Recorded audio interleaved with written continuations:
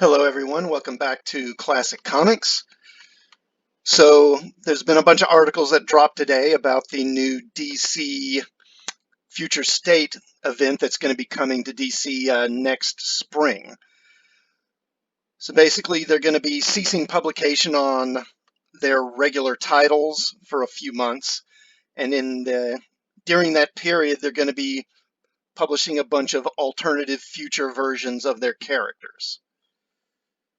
So we're going to be getting, a new Superman, new Wonder Woman, new Batman, et cetera, et cetera. Now, this is all going to be set around, as they say in the article here, around three pillars, the three pillars of future state.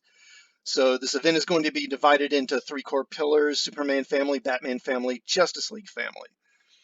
The Superman family books will deal primarily with Superman's self-imposed exile from Earth following a disastrous international incident, while the Man of Steel joins forces with a band of new gods and other heroes to liberate War-World.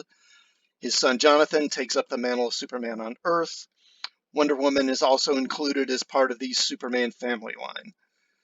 Now, with Future State focusing both on a new Wonder Woman named Yara Flor and returning Amazon heroine Nubia. The Batman family books will explore Batman's lasting legacy. Bruce himself is apparently dead in the era of Future State, with Gotham now ruled by a villain named the Magistrate and his vast surveillance network. Future State will introduce a new heir to the Batman name, one who rises up to rally Gotham's heroes against this new foe. The previously announced Batman series from 12 Years a Slave screenwriter John Ridley and Doom Patrol artist Nick Darrington is among the stories included in the Batman family lineup. Finally, the Justice League family will take a wider look at the DCU of the near and far future. Readers will be introduced to a new Justice League, whose members maintain secret identities, even from each other, along with the new incarnations of Teen Titans, Suicide Squad, and Justice League Dark. Characters like Black Adam, Swamp Thing, Aquaman, and Green Lantern will also have their own Future State books. So they say here, Future State seems similar to 2015's Convergence crossover, in that it's a self-contained crossover event that allows DC to collectively regroup and prepare for upcoming new storylines and launches. While the Future State lineup will feature some familiar DC creators like Brian Michael Bendis, great, Gene Luen Yang, Joel Jones, Joshua Williamson, and Nicola Scott, DC has also tapped a number of indie creators and movie TV writers who don't normally dabble in the DC comic book universe. And so they give a bunch of images. Some of them look good, some of them don't. Anyway, in this future, there's some kind of international incident that causes Superman to be exiled from Earth. So he's out in space on War World, fighting in gladiator matches and fighting Mongol.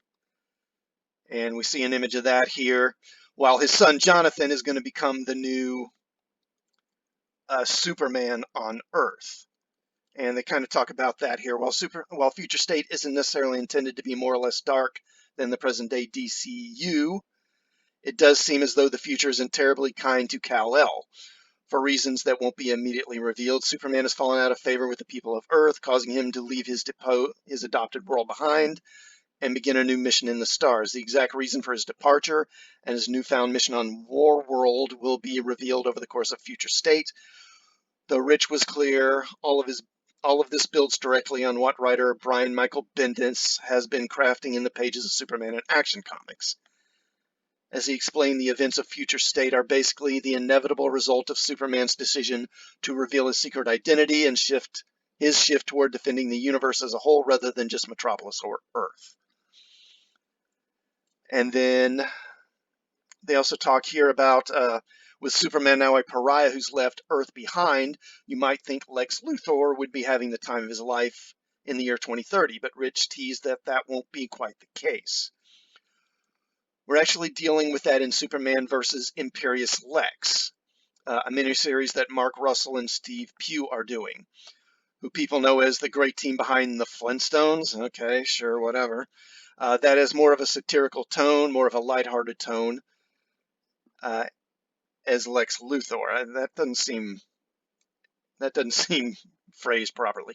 I don't know if you remember back in the 60s and 70s, Lex Luthor had a planet called Lexor, where he would go and hang out because people thought he was a hero there, and he'd managed to con them into thinking that Superman was a villain. Now you see the future where Lex is trying to get Lexor into the United Planets, and Lois Lane is now representing Earth.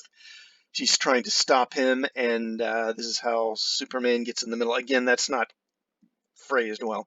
But yeah, so back in the Silver Age, Lex used to have this planet he found this planet called Lexor.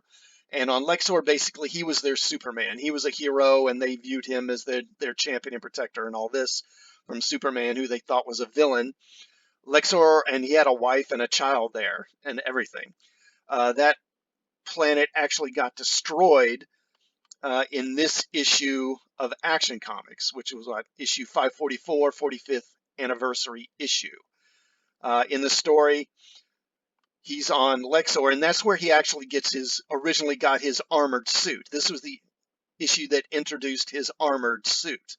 He actually made it with alien technology he found on Lexor. But then Superman tracks him down to Lexor. They have a fight, and they accidentally trigger this cataclysm that destroys the whole planet, and Lex's wife and child die, and everyone else. And so after that, he was, of course, hated Superman more than ever and was more determined than ever to kill him. But anyway, so Jonathan Kent is going to take over being Superman on Earth. And then now we get this new version of Wonder Woman. And this Wonder Woman is a Brazilian heroine named Yara Flor. We eventually discover there are connections to the other tribes of the Amazons that we have established. Yara does have some connection to the Amazons, and part of what we'll discover in her origin is what activates her position, what makes her Wonder Woman at this time. She'll be from Brazil, but was an immigrant to America. There's also that element of her story. Even though we'll see her currently active as Wonder Woman, eventually we'll learn that her origin is partially her figuring out what that means, where she's from, why this is her, and how she relates to Diana, how she relates to the other Amazons. So she's an Amazon, but she's also from the Amazon. Get it? But anyway, I like the look. I think it's a good character design, and like for instance, I like the twist where her golden lasso is actually like a set of bolas. And I think at least DC still understands this is a visual medium, and that you need to make things look good and look appealing, and they're doing that. Unlike Marvel, who seem to have just kind of given up and don't care anymore. And then the new gods are going to be around. Okay, so long-term impact of future state. So at this point, you may be wondering why DC is placing so much emphasis on stories set a decade or more in the future. What bearing do these flash-forward tales have on the present-day DCU? Is this the inevitable future or just one possible timeline in a sea of infinite possibilities? And for that matter, will any of these new characters and concepts continue on after Future State ends in February? Obviously, Rich could only reveal so much, but he did confirm readers will have a better idea of what DC is planning for March by the time Future State begins, and that should in turn shed light on how the future and present of the DCU are meant to intertwine. Rich continued, there might be points where you're reading and you'll be like, oh, this is where Jonathan Kent goes toward that story where he puts Metropolis in a bottle. Will he get out of this in time? Will he make a different decision? These are the things we want to tease, but I think you will definitely see some of these characters return pretty quickly. Superman stuff will start to play out pretty soon here. If you invest in this, you're going to get out of it exactly what you're going to get in those 2 months, and you're going to have a satisfying story. But if you're ready to keep going, there's plenty of Easter eggs and seeds in these stories for you to start to pick up on later. So I think a lot of is being made of this being a woke reboot of the DCU, but I don't think that's really accurate. It seems like this will be something similar to the Convergence storyline a few years back, like they mentioned. They're going to publish a bunch of books that are going to be outside the regular continuity for a few months while their regular titles are on hiatus. And then they'll resume their regular books afterwards. So, I think this is going to be just yet another possible future for the DCU, like the future of Batman Beyond, for example. So Batman Beyond, when that show first aired back in the 90s, it was set, about 20, 30 years in the future. So we're getting to about that time in the real world. But in the DCU, that future is not going to happen anytime soon. Bruce is still going to be Batman. So that timeline is always just going to get pushed further and further into the future. It will always be just 25 years away or so. A good comparison would be the Days of Future Past storyline over at Marvel. So when that storyline was first published back in like 79 or 80, it was set again about 20, 25 years in the future. And so we're actually past that point now, but in the Marvel universe, that future where the Sentinels have, wiped out most of the mutants and the few remaining mutants are all, desperate fugitives, that hasn't come to pass. And again, it's always going to be just 20 to 25 years away, but we're never going to get there. And Kingdom Come is another one.